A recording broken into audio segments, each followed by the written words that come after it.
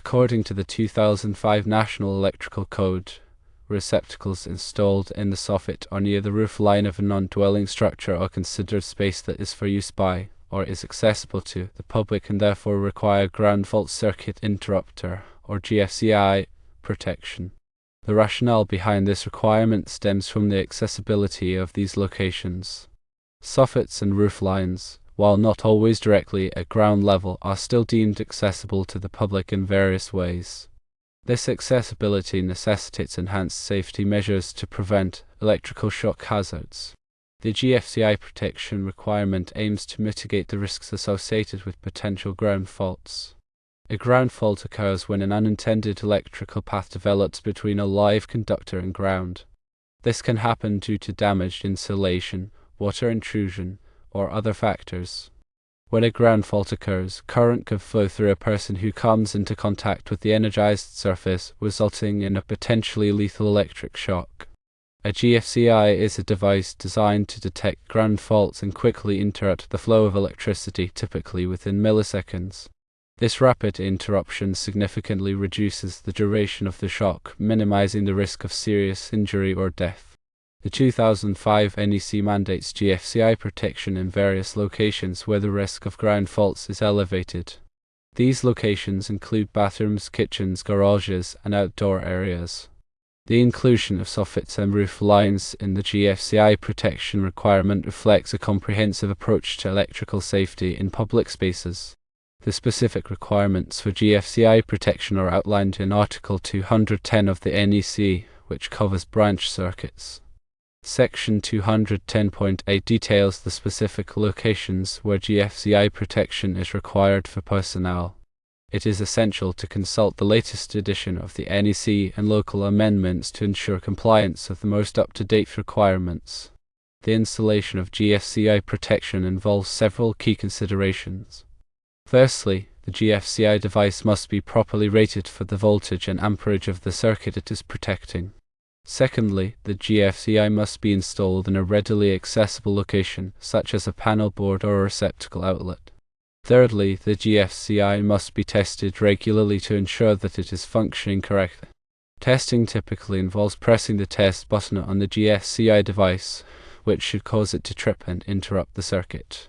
If the GFCI does not trip when the test button is pressed, it may be defective and should be replaced. In addition to the general requirements for GFCI protection, there may be specific requirements for receptacles installed in soffits and roof lines. For example, the NEC may require that these receptacles be weather-resistant or tamper-resistant. Weather-resistant receptacles are designed to withstand exposure to moisture and other environmental factors. Tamper-resistant receptacles are designed to prevent children from inserting objects into the slots. Proper installation techniques are crucial for ensuring the effectiveness of GFCI protection. All wiring connections must be made securely and in accordance with the manufacturer's instructions. The GFCI device must be properly grounded to provide a safe path for fault current to flow. The use of qualified electrical personnel is highly recommended for the installation and maintenance of GFCI protection systems. Qualified electricians have the knowledge, skills, and experience necessary to ensure that the installation is performed safely and in accordance with the NEC and local codes. It is important to note that GFCI protection is not a substitute for proper wiring practices. Ground faults can still occur even when GFCI protection is in place. Therefore, it is essential to ensure that all wiring is installed correctly and that all electrical equipment is properly maintained. Regular inspections of electrical systems can help to identify potential hazards and prevent ground faults from occurring. The 2005 NEC also addresses the use of temporary wiring for decorative lighting, as referenced in the original question. Section 590.3b and 590.5 provides specific requirements for temporary wiring installations. These requirements are designed to ensure the safety of temporary wiring systems, which are often used for seasonal decorations and other temporary applications. Section 590.3b addresses the use of flexible cords and cables for temporary wiring. It specifies the types of cords and cables that are permitted for use, as well as the conditions under which they can be used. Section 590.5 addresses the grounding of temporary wiring systems. It requires that all temporary wiring systems be properly grounded to provide a safe path for fault current to flow. In summary, the 2005 NEC requires GFCI protection for receptacles installed in the soffit or near the roof line of a non-dwelling structure because these locations are considered accessible to the public. This requirement is intended to protect people from electrical shock hazards.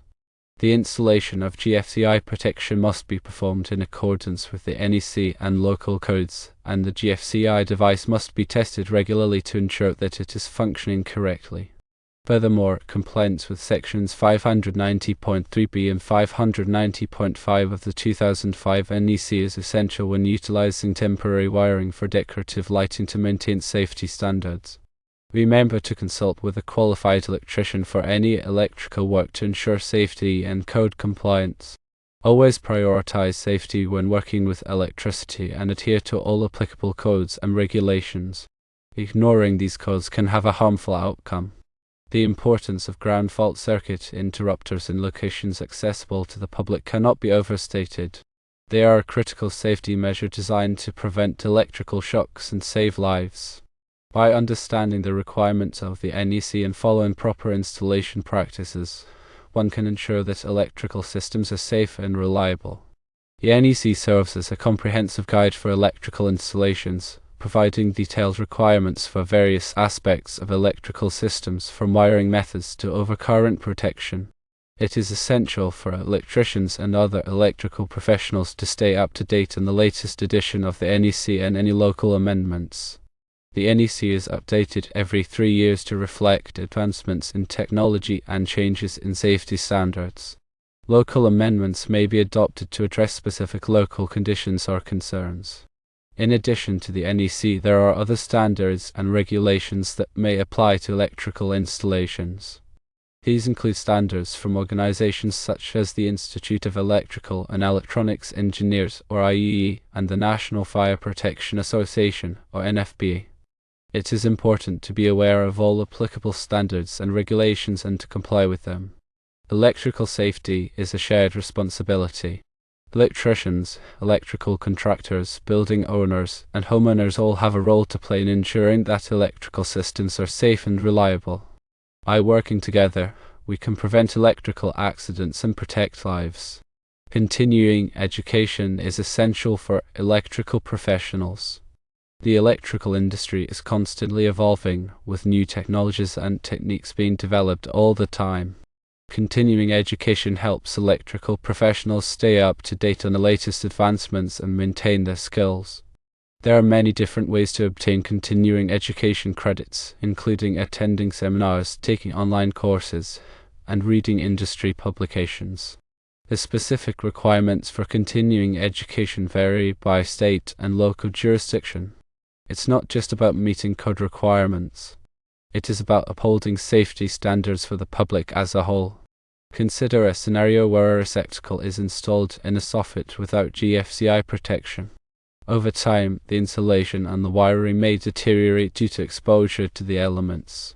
This deterioration can create a ground fault, where current leaks from the live conductor to the grounded metal parts of the receptacle. If someone touches the receptacle while it is energized, they could receive a severe electric shock.